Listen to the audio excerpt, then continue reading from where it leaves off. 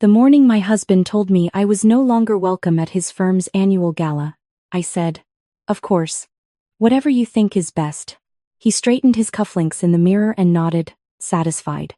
That was the thing about my husband, he mistook my silence for surrender. He always had.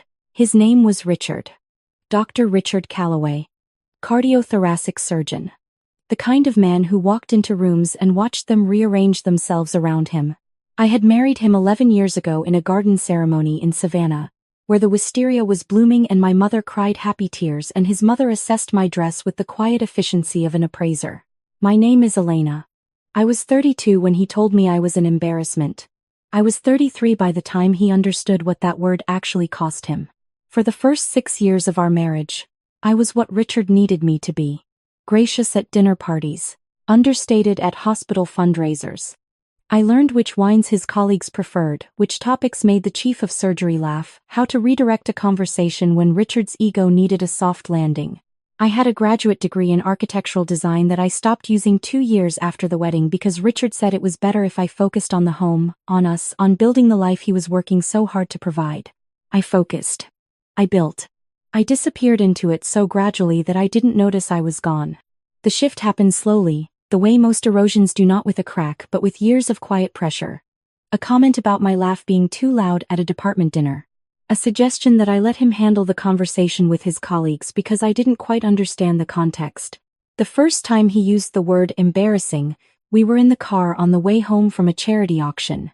I had bid on a weekend getaway package because the auctioneer was charming and the room was warm and it seemed like the kind of spontaneous thing people at charity auctions do. Richard did not speak to me for 2 days.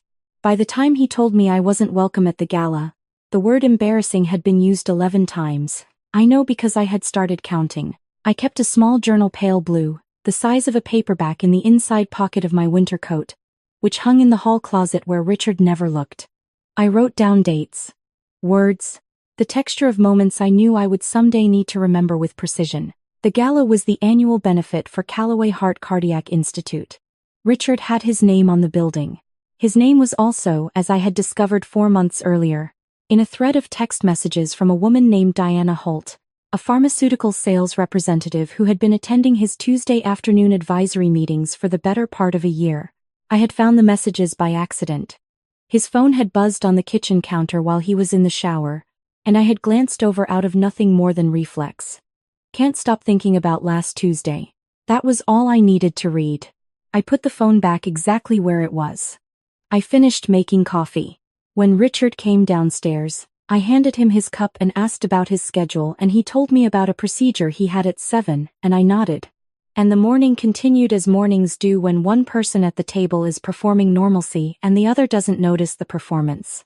That night, after he fell asleep, I opened my pale blue journal and wrote the date. I did not cry. I had already done my grieving months before that moment, slow, private, the kind that happens in the shower or on long drives with the radio off. What I felt sitting at our kitchen table at 11:43 at night was not grief. It was something colder and more useful. It was clarity. I called my college roommate, Priya, the next morning from my car, in the parking lot of the grocery store. Priya was a family law attorney in Atlanta. We had stayed close in the way that real friendships survive distance, not by talking every week but by being the person you call when something actually matters. "Tell me everything," she said, "and don't leave anything out." I told her about the texts, about the 11 times, about the journal, about the architectural degree sitting in a drawer, about the money because there was a great deal of money and Richard had always managed it, and I had let him because he said it was more efficient that way, and efficiency had been one of my many quiet surrenders. Priya was quiet for a moment after I finished. Then she said, "Elena, how long have you been keeping that journal?" "About 2 years," I said. Another pause. "Good," she said. "Don't stop." What followed was not an explosion. It was an education. Priya connected me with a forensic accountant named Marcus Webb, a soft-spoken man in his 50s who wore bow ties and spoke about financial documentation with the reverence of someone discussing sacred texts. I met with Marcus on Thursday mornings at a coffee shop near my gym, which gave me a plausible reason to leave the house at the right time. Over 7 weeks, Marcus walked me through 11 years of joint finances with the patience of a man who had done this before and understood that the information was not abstract, it was the record of a life. What he found was instructive. Richard had a secondary account I hadn't known about, opened 3 years into our marriage. The deposits were irregular but consistent. Marcus explained, without editorializing, what patterns like that typically indicated. I wrote it all down. I also called my mother. She lived in Charleston, in the house I had grown up in, and she had opinions about Richard that she had kept to herself for 11 years with a discipline I had always respected and now understood was a form of love.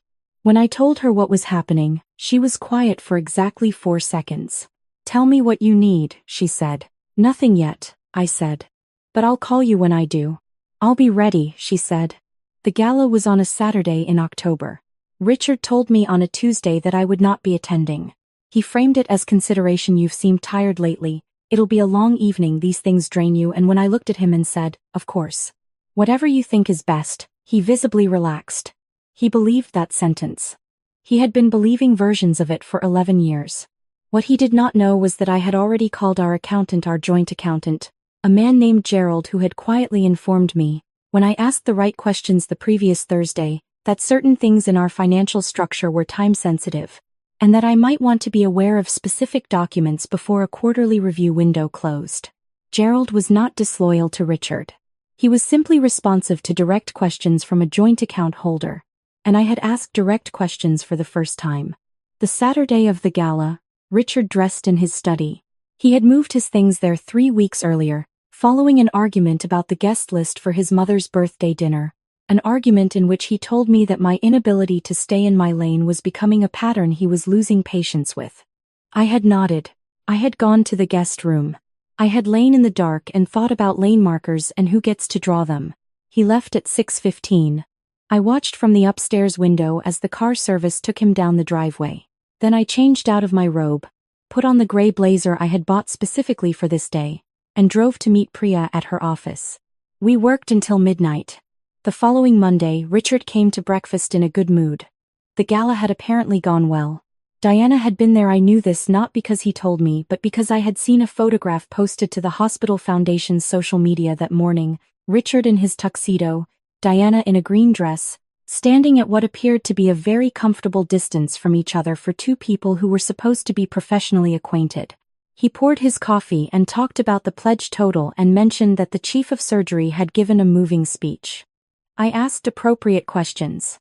I refilled his cup. When he left for the hospital at 7, I sat for a moment at the kitchen table and looked at the room I had decorated and maintained and moved through for a decade, and I thought, this is the last ordinary morning. 3 weeks later, I filed. Richard's attorney called Priya within 2 hours. I was at my mother's house in Charleston by then, sitting on the back porch with a cup of tea, watching her garden. She had driven up that morning and met me halfway. When my phone buzzed and I saw his name, I let it go to voicemail. He left a message that lasted 4 minutes. I listened to it once, noted the date and time in my journal, and did not call back. The discovery process was where things became specific. Richard's attorney was aggressive in a way that Priya described as predictable. He argued that my contributions to the marriage were limited and that Richard's earning power was the product of his individual talent and effort, unrelated to the domestic infrastructure I had maintained, the social calendar I had managed, the career I had set aside. He used the word lifestyle to describe what I had been provided. I had a forensic accountant, 2 years of journal entries, a screenshot from a phone I had photographed on the kitchen counter at 6:42 in the morning before the coffee was done, and a record of 11 years of financial decisions that Marcus had documented with the thoroughness of someone who understood that details are everything. I also had Diana, not as an adversary, as evidence, because Diana, as it turned out, had been receiving what Richard's financial records described as consulting fees from a subsidiary account for 14 months. Marcus had found it during week 3 of our Thursday sessions, and he had set the relevant documents in front of me without comment and waited while I read them. I looked up. "How much?" I said. He told me. I wrote it down. Diana was not called as a witness. Her involvement was surfaced through documentation alone, the kind that Richard had not imagined would be found because he had not imagined I would look. His attorney's aggression quieted in the second week of mediation when Priya laid the financial summary on the table. The mediator, a woman named Dr. Patricia Ames, had been doing this for 23 years. She did not react to the documents. She simply reviewed them, organized them with the care of someone who had seen worse and known how to proceed, and moved forward. Richard sat across from me for the first time in 6 weeks. He was wearing the charcoal suit he wore to important meetings. He looked at the documents and then he looked at me, and I recognized the expression because I had seen it once before at the charity auction, in the car on the way home. But this time there was something underneath it that hadn't been there before. I looked back at him without looking away. I did not feel triumphant. I felt, with a steadiness that surprised me, like myself. The settlement took 11 days to finalize. I received my half of our shared assets, which were more substantial than Richard's lifestyle arguments had implied. I received a structured settlement that accounted for the years of career interruption and the documented value of the professional support I had provided. I received the car, which was in my name and had been since purchase, a detail Richard had apparently forgotten. I received a sum from the personal account Marcus had found, which Richard's attorney attempted to reclassify 3 times before running out of reclassifications. I did not ask for the house. I had no desire to live in a space that had been slowly edited down to his preferences. I let him have it, and I watched his expression change when he realized that what he'd expected to be leverage was something I had already released. Priya shook my hand in the parking lot outside Dr. Ames's office and then pulled me into a hug that lasted long enough to mean something. "You were meticulous," she said. "I had a good teacher," I said. My mother was waiting at the house in Charleston when I arrived that evening. She had made the lamb stew she always made when she wanted to say something words couldn't carry, and she set the bowl in front of me and sat down across from me and didn't try to fill the quiet with anything. I was 33 years old, and I was starting again, and the thing I noticed most in the weeks that followed was not the absence of Richard but the presence of space room for my own thoughts, my own schedule, my own version of ordinary mornings. I found a small studio in a neighborhood I had always liked and never lived in. I called the graduate department of the architecture school I had left 11 years ago and asked about returning. The coordinator, a young man who sounded genuinely interested, said the portfolio I had submitted when I was admitted was still on file.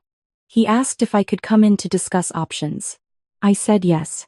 I bought a pale blue journal, a new one, and on the first page I did not write a date or a name or a document reference. I wrote a single line that I had been carrying since the mediation, something Dr. Patricia Ames had said while gathering her folders, almost to herself, as we were leaving the room. The quietest people in a room are usually the ones who've already made their decision. Richard called twice in November. I let both calls go to voicemail. His messages were shorter than the first one, less anger, more something I recognized as the particular bewilderment of a person encountering consequences they did not calculate because they did not believe consequences applied to them. I did not call back. I had nothing left to explain. What I want you to understand. If you have ever sat at a kitchen table at midnight running the math on your own silence, what I want you to know is that the 11 times were not the beginning of the end. They were the end of a beginning I had already survived. The math was never about him. It was about how long I had believed that shrinking was the same thing as keeping the peace, that disappearing was the same as being good, that a voice set aside carefully enough would still be there when you needed it. Mine was. That's the part he never anticipated. He thought the guest room was a punishment. I knew, the moment I walked in and sat down on that narrow bed in the dark, that it was the first room I had had entirely to myself in 11 years. By the time he came home the next evening expecting an apology, I had already made 3 phone calls that would quietly change everything. He stood in the doorway and looked at me and said, with that particular tone he used when he was offering me a way to make things easier, "Are we going to resolve this?" I looked up from the book I was reading. "Yes," I said. "We are." He took that as agreement. He always took my sentences the way he needed to take them. The resolution just didn't look like what he expected. And I think, if I am honest, that was always true. The woman he thought he had married, quiet, careful, efficient in her disappearing, she had been practicing something the whole time. Not patience, exactly. Not tolerance. Something closer to what my mother would call readiness. The understanding that there is a difference between the moment something ends and the moment you decide it's over, and that the distance between those 2 moments, if you are paying attention, is where everything useful happens. I paid attention. I was ready. And when the moment came, I didn't raise my voice. I didn't need to.